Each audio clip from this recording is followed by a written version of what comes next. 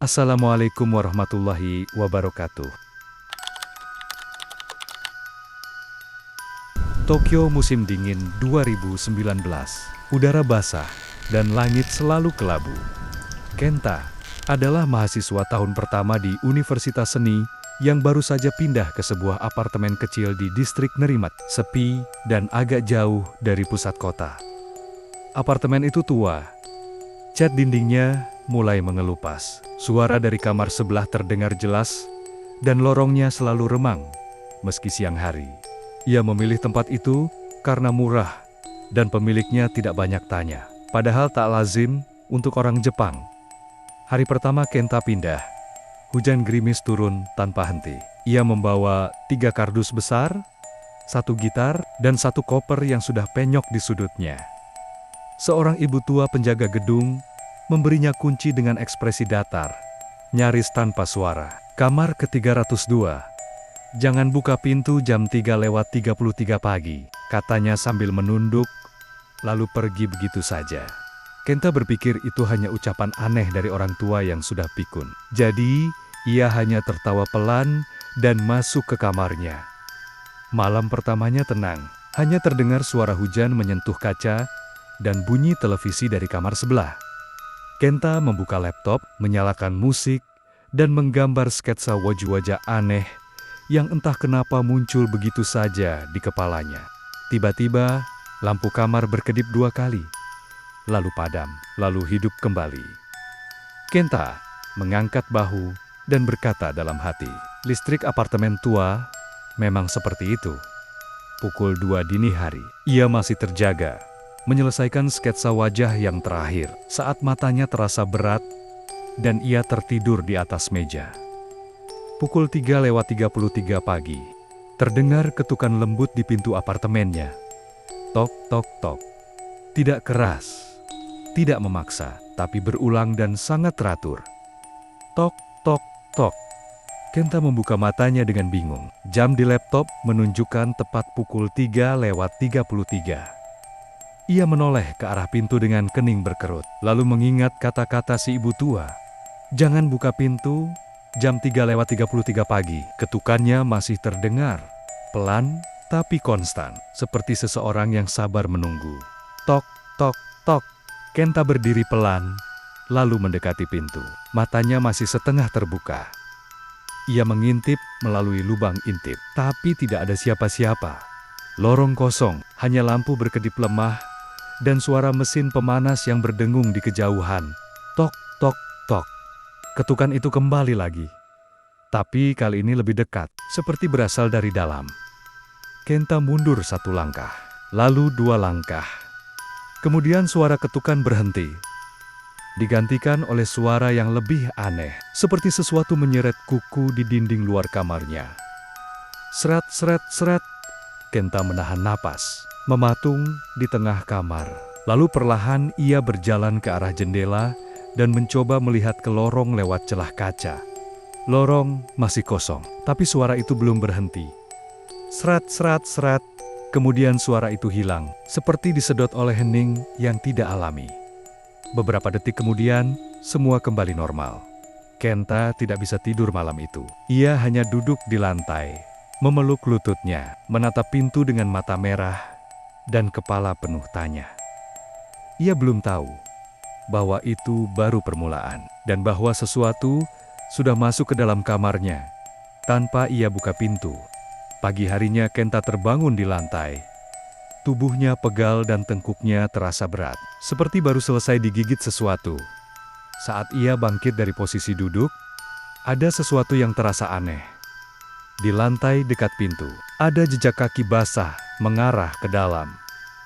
Jejak itu kecil dan tipis, seperti milik anak kecil. Tapi telapak kakinya aneh, terlalu panjang untuk ukuran normal. Kenta menatap lantai itu lama, lalu mengambil kain dan menghapusnya cepat-cepat. Seolah dengan begitu, semua bisa ia anggap mimpi. Ia tidak pergi kuliah hari itu. Kepalanya pusing dan tubuhnya menggigil, meski pemanas menyala. Siangnya, ia turun ke lantai dasar untuk menemui ibu penjaga gedung. Tapi posnya kosong, Hanya ada termos, teh yang masih hangat, dan selembar koran tua dari tahun 2005 yang tertempel di dinding. Ia bertanya pada tetangga sebelah kamar. Seorang pria paruh baya yang ramah, tapi kelihatan letih. Ibu penjaga itu sudah meninggal 2 tahun lalu, katanya pelan. Kenta membeku di tempat. Tenggorokannya kering, matanya tidak bisa berkedip. Maaf Pak, tapi semalam saya bicara langsung dengannya. Dia yang kasih kunci apartemen ini. Pria itu hanya diam, lalu perlahan menutup pintu kamar, tanpa berkata apa-apa lagi. Kenta berdiri sendiri di lorong yang remang. Seolah seluruh tempat itu berubah menjadi lebih dingin dari sebelumnya. Malam harinya, Kenta tidak bisa tidur. Setiap suara kecil membuatnya menoleh, setiap bayangan membuatnya curiga. Pukul 3:20 malam itu, ia masih terjaga. Matanya menatap jam digital yang menyala redup di meja kecil.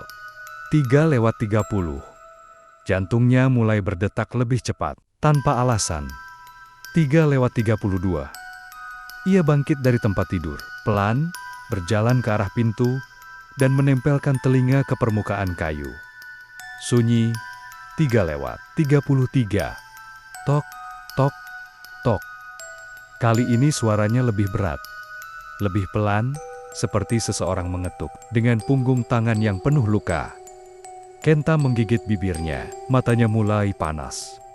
Ketukan itu datang lagi. Tok, tok, tok. Tanpa sadar, tangan Kenta menyentuh gagang pintu. Tapi kali ini, gagang pintu itu bergerak sendiri. Seolah dari luar, ada yang sedang mencoba membuka dari sana. Kenta mundur, napasnya memburu. Tapi tak bisa bergerak jauh. Karena dari balik celah bawah pintu, mulai merembes cairan hitam. Kental. Seperti darah yang telah lama membeku. Cairan itu membentuk sebuah simbol aneh di lantai. Dan perlahan mulai menghilang. Diserap oleh ubin. Tapi bau amisnya tetap tinggal di udara. Bau besi tua dan daging busuk. Kenta hanya bisa berdiri diam. Tangannya gemetar. Matanya tak berani menatap pintu lagi. Ia sadar malam ini pun bukan akhir dari gangguan. Karena apapun yang mengetuk itu, kini tahu, ia masih terjaga. Kenta tidak tidur malam itu. Ia duduk di pojok kamar, menyelimuti dirinya dengan jaket dan selimut, sambil menatap pintu yang perlahan kembali diam.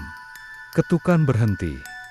Cairan hitam di lantai sudah menghilang, tapi baunya masih menggantung seperti kabut yang enggan pergi, hingga matahari terbit dan cahaya pagi masuk lewat jendela. Kenta masih terjaga. Ia hanya bisa menunggu, bertanya-tanya, apa yang akan datang malam berikutnya. Hari itu, ia tidak keluar kamar, tidak makan, tidak bicara. Ia hanya memeriksa ulang setiap inci ruangan. Di balik lemari, ia menemukan garis-garis goresan di dinding, seperti bekas kuku atau pisau tumpul. Bukan satu, tapi banyak, puluhan, mungkin ratusan. Semua dalam pola melingkar yang tidak ia mengerti. Di bawah ranjang, ia menemukan sebuah buku kecil yang sudah sangat usang. Tanpa nama, tanpa sampul. Isinya hanya tulisan tangan dan sketsa-sketsa kasar. Wajah-wajah aneh, mirip dengan yang sering ia gambar dalam mimpinya. Beberapa halaman memiliki catatan dalam huruf Jepang tua yang sulit dibaca. Tapi satu kalimat yang ditulis berulang-ulang bisa ia pahami. Jangan buka pintu. Jangan bicara dengannya, jangan lihat wajahnya. Kenta menutup buku itu dan menyimpannya dalam laci. Ia tidak tahu siapa pemilik sebelumnya, tapi ia yakin orang itu sudah tidak ada. Malam ketiga datang dengan cepat, langit lebih gelap, angin di luar menderu kencang. Pukul 3:33 pagi. Tok, tok, tok. Suara itu kembali. Tapi kali ini berbeda. Ada suara lain, bisikan, pelan, dalam bahasa yang tidak sepenuhnya ia pahami, seperti seseorang berbicara langsung ke dalam pikirannya. Kenta menutup telinga, tapi suara itu tetap masuk. Ia mulai gemetar, air mata mengalir tanpa ia sadari. Kemudian, benda-benda di dalam kamarnya mulai bergerak sendiri. Kursi terdorong perlahan ke tengah ruangan. Kaca jendela berembun, dengan tulisan dari dalam. "Tolong buka." Kenta menjerit dalam hati. Ia ingin kabur, tapi kakinya tak bisa digerakkan. Seolah seluruh tubuhnya dibekukan oleh sesuatu yang tak terlihat. Tok, tok, tok. Gagang pintu bergetar, lalu berhenti. Kemudian, sesuatu mengusap bagian luar pintu. Seperti tangan yang penuh kuku tajam, menggaruk dengan lembut. Kenta memejamkan mata, lalu semua tiba-tiba hening. 1 menit, 2 menit, lalu lampu padam. Kegelapan total menyelimuti kamar 302. Kenta meraba-raba, mencari ponsel, tapi ponselnya mati. Tiba-tiba, ada napas, dekat sekali di belakang lehernya. Pelan, hangat, bau amis. Ia tidak berani menoleh, tidak berani bergerak. Kemudian, suara itu terdengar jelas di telinganya. "Terima kasih, sudah membiarkanku masuk." Kenta pingsan. Tubuhnya terjatuh ke lantai tanpa suara. Dan malam pun lewat seperti biasa, seolah tidak ada yang terjadi. Pagi harinya, ia terbangun dengan kepala pening dan tubuh lemas. Semua lampu kembali menyala. Ponsel kembali hidup. Tapi semua terasa berbeda. Sesuatu telah berubah. Bukan di luar, tapi di dalam dirinya. Ia tidak bisa mengingat wajah ibunya. Tidak bisa mengingat warna, suara temannya. Hanya bisa mengingat bisikan itu. Pelan, dalam, dan nyata. Kenta mencoba keluar dari kamar. Tangannya menyentuh gagang, pintu, dan menarik. Tapi pintunya tak bisa dibuka. Ia terkunci dari dalam. Ia mencoba jendela, tapi kaca itu seperti tembok. Tak bisa dipecahkan, tak bisa digeser. Lorong di luar tampak jauh, buram, seperti dunia lain. Ia mulai panik, menjerit, memukul dinding, tapi suaranya hanya memantul kembali kepadanya. Hari itu, ia terjebak. Waktu terasa lambat. Dan suara-suara mulai muncul lagi dari sudut-sudut kamar.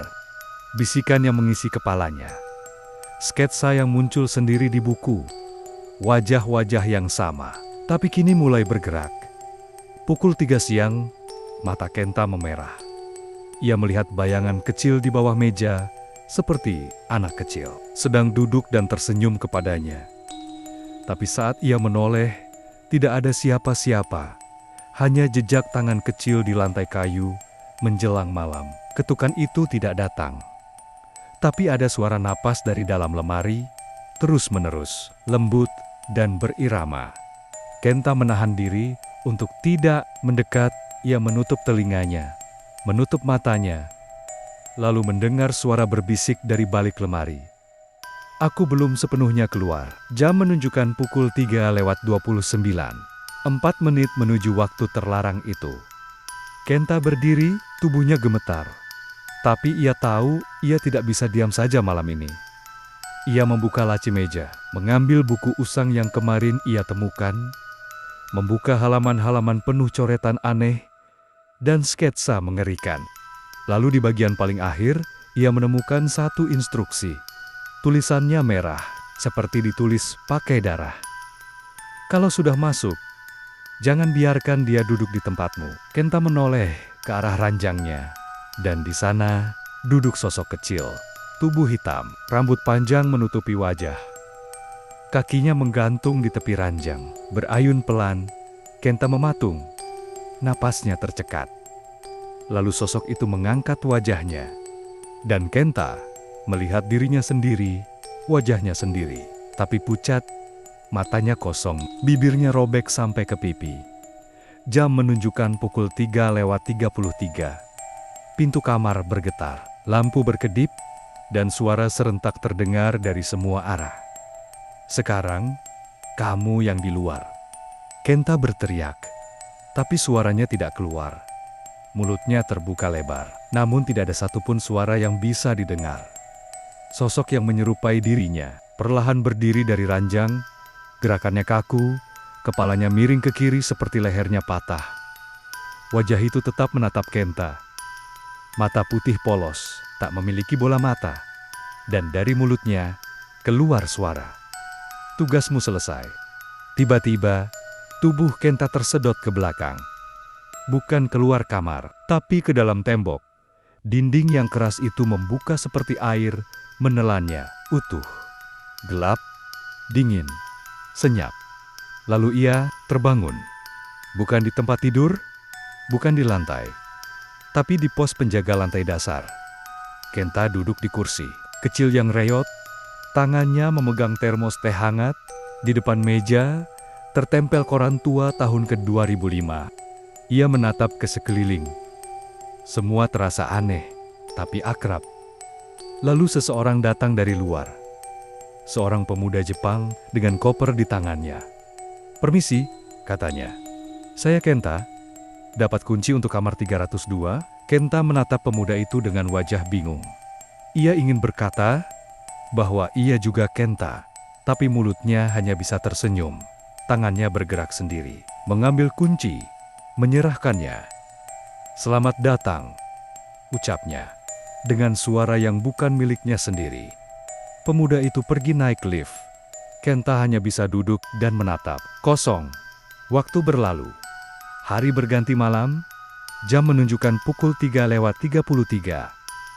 Di layar CCTV kamar 302, Kenta melihat pemuda itu berdiri kaku di balik pintu. Ada ketukan, ada bayangan yang merambat dari balik jendela, dan ada sesuatu yang mulai merangkak dari bawah tempat tidur. Kenta ingin menoleh, tapi tubuhnya tidak mau bergerak. Ia menangis dalam diam, karena kini ia tahu, ia adalah bagian dari apartemen itu. Selamanya. Kenta duduk diam di ruang pos penjaga. Hari demi hari berlalu. Wajahnya makin pucat, tatapannya kosong. Setiap malam, tepat pukul 3:33, ia menyaksikan semuanya dari layar CCTV. Orang-orang datang dan pergi. Sebagian pergi tanpa luka. Sebagian lain tidak pernah terlihat lagi. Sampai suatu malam, seseorang muncul di depan pintu pos, perempuan muda. Wajahnya akrab. Kenta terdiam saat melihat wajah itu. Matanya mengingat. Itu adiknya. Aiko. Aiko berbicara dengan ramah.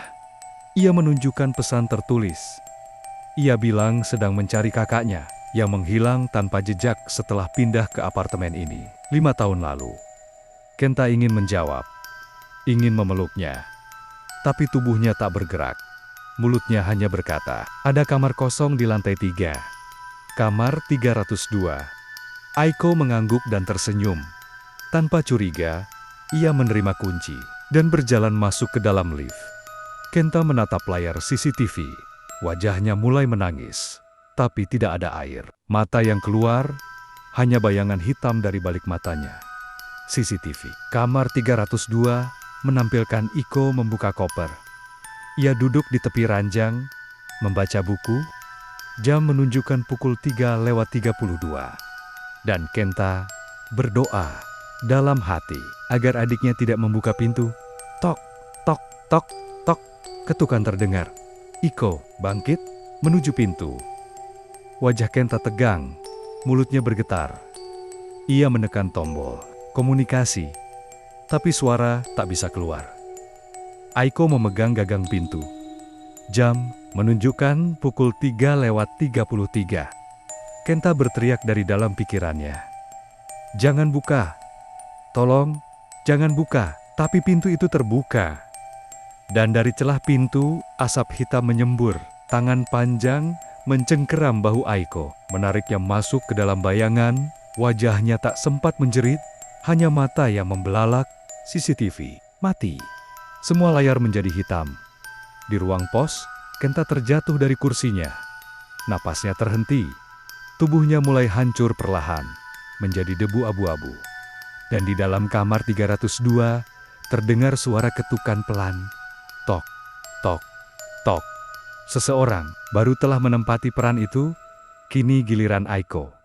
Pintu menutup, lingkaran terus berulang. Jam selalu kembali ke pukul 3:33. Dan kamar 302 tidak pernah benar-benar kosong.